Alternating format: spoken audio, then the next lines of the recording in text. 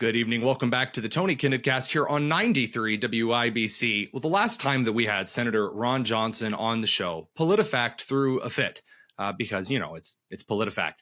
And they decided to kick up a bit of a fuss that turns out just a couple of weeks later to not be so solid after all. Senator Johnson, thanks for joining us. Well, Tony, it was never solid. But again, they'll take any possible excuse to claim something that I said that was basically 100% true and claim it, pants on fire false. But that's Politifact. So the claim that they're citing you on is that you had made the case that Senate Democrats had voted to affirm abortion up until the point of birth. And that was the goal of the Senate Democrats. And Politifact threw a huge fit and said, well, actually, not Senator Joe Manchin, even though, according to other bills, by the Susan B. Anthony Center and several other pro-life organizations, he has affirmed abortion up until birth, just in other ways. But regardless of that, Joe Manchin's not even a Democrat anymore. So, man, talk about a thin way to get at you. Not anymore. But again, they'll take any possible measly excuse to prove something that's 100% true and claim it's false. But again, the larger point here, and this is what I've been trying to make for literally years, is the extreme position on abortion is held by Democrats. And, the other thing they cite, well, there aren't many partial birth abortions anymore. There aren't that many abortions that occur. I admit that. Most abortions occur up, within 14 weeks of life, okay? But that still doesn't negate the fact that Democrats want to make abortion completely available, unrestricted, up to the moment of birth. And that's the point we're trying to make. And that is the extreme position. The vast majority of Americans do not agree with that. And of course, the media, they will never cover, for example, when I say the extreme position on abortion is held by Democrats, they just don't even cover it because they don't want anybody to focus on that. Instead, they'll focus on the fact that, I voted for protecting life after 20 weeks. So I want to ban abortion, or 14 weeks, or 15 weeks, or 6 weeks. That's not a ban on abortion. That's protecting life after a certain point. And that's a pretty reasonable approach. Now, listen, I completely respect people with strongly held religious views that want to protect life from the moment of conception. I get that. In my own personal life, that's how I would act. But we live in a secular society. As Judge Alito said, this is a profound moral issue, and it is a profound moral issue. And I think, by voting for protecting life after 20 weeks, or the referendum I proposed that would ask the question, at what point does society have the responsibility to protect life in the womb? The responsibility to protect life, it basically sees the point that up to a certain point, a woman's going to decide that for herself.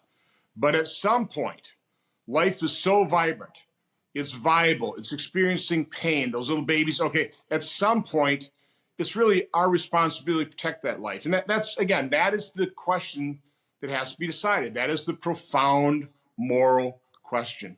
And that's really, and again, Republicans are with the American public there. Most Americans don't want to snuff out life past a certain point, and it's pretty early in the process. Europeans protect life after 12 weeks. Again, that's not an abortion ban. That's protecting life at a very reasonable point.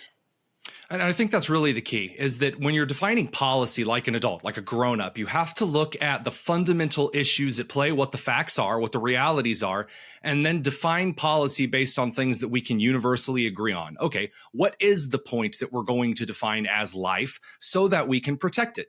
It makes sense. It's rational. It's reasonable. On with Senator Johnson from Wisconsin talking about, defining protecting life and that kind of policy in the House, the Senate, and beyond. And I agree with you. I think Alito's point is very crucial here, that this is a profound moral issue. If it's a profound moral issue, you can't start from feelings and exceptions and externalities and then water your way down to the policy. You have to start at foundations and fundamentals. And when we're looking at policy, your point was crystal clear. I am not going to stand for policies that support or protect abortion up until the moment of birth. That's not controversial. And in order to make these decisions on these profound moral issues, you need information. And that's what was so tragic about Roe v. Wade. It took this debate off the table. So for 50 years, it was just a Hobson's choice, black or white, pro-life, pro-choice. Don't talk about the profound moral issue here. Don't talk about really what does life look like inside the womb? What can a baby experience at 4 weeks, at 8 weeks, at 12 weeks, at 20 weeks? And as abhorrent as it would be, people need to understand this is what abortion looks like. Well said. At 4 weeks and 8 weeks and 12 weeks. And if the American public had that information, I think the American people would be protecting life at a pretty early stage. But again, the media won't give them that information. The media won't even talk about, won't quote me when I say the extreme position on abortion is held by Democrats who want unrestricted abortion up to the moment of birth. Instead, they go, well, Senator Johnson, you want to ban abortion. No, I want to protect life after a certain point, and I want we the people to decide that. I don't want 9 Supreme Court justices. I don't want 535 members of Congress. I don't want 132 members of the Wisconsin legislature to decide that. I want a referendum sent out to we the people to decide the question, at what point does society have the responsibility to protect life inside the womb? That is a decision we the people should decide. Now, am I going to be perfectly satisfied with it? No, I'd like to protect life as early as possible. It may not be as early as I'd like to see it, but okay, I understand that we are in a secular society. A lot of people have deeply held moral beliefs that span the spectrum. Okay, and I can also, if you take a look at individual circumstances, right, you can understand, well, yeah, a woman in this situation, I understand why she'd have to make that profound decision. I understand that, okay? And you have to put yourself in other people's shoes and realize you can't be, being an absolutist on this can be an issue. Right, but you're talking about like specific exceptions, but you're still starting from the principles of this is a point that we can recognize as a society that we need to award full rights and protections thereof to individuals. And again, that's such a rational, normal thing to do, which is why you pointed out earlier in the media how when they're covering these issues, they don't actually say pro-choice and pro-life anymore. They say reproductive freedom and anti-reproductive freedom, so that right out of the gate, I mean, you're just not even getting a fair shake at any kind of an argument or rationale. The trust the science crowd. I was a biology pre-med who studied reproductive science thoroughly. No one's trotting me out on television to go over what's biologically occurring during an abortion to the public like they did when we were describing respiratory illness during COVID. It's a very one-sided argument to the public sphere, and that has serious implications. Well, the left is expert at co-opting words and then perverting them. A liberal, listen, the concept of a liberal is somebody who's all about freedom. And so the left has co-opted that term. They call themselves liberal, but the fact of the matter is they're the ones that are limiting freedom. They're the ones that want to grow government. They want to maintain that absolute control. Progressive, and who doesn't want to be progressive? Progressive is destructive. I mean, they're destroying this country. Radical leftists are destroying this country. And so again, no, the left is expert at this, but the problem is that the radical left has infiltrated every institution of this country, our universities, our media, K through 12. They're indoctrinating our children. They control the narrative. It's, as I keep saying, it's not a level playing field. It's not a fair fight.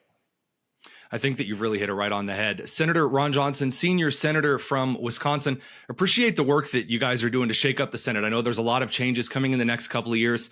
Thanks for keeping things grounded in good policy. Look forward to seeing what you do for the American people. Let me just end on this note. One of the things I'm trying to push in the Republican Senate is to have a mission statement. I come from the private sector. It's extremely important. Let people know what you stand for. So my one-sentence mission statement would be to fight and defeat the ideology and policies of the radical left that are destroying America. Now, not only would that be a good mission statement for Republicans in the Senate, that'd be a really good mission statement for Republicans in general at this point in time. I want to be as aspirational as possible, but at this point in time, people need to understand that our nation is hanging by a thread. We are running out of time. And our supporters need to understand that we get it. We understand how the left is destroying this country on in all kinds of realms, okay? So I want to push that out there. I want more Americans demanding the Republicans adopt that kind of mission statement. I think you're definitely going to see that kind of momentum in the future. Again, Senator Johnson, thank you very much for joining us.